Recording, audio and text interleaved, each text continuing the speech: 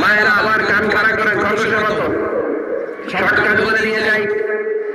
আল-মারআতু ইযা সাল্লাত খামসাহা, বিশ্বনবী ফরমান, চারটা কাজ যে নারী দুনিয়ার বুকে করবে ওই নারীর জন্য জান্নাতের 8টা দরজা খুলে দিবে।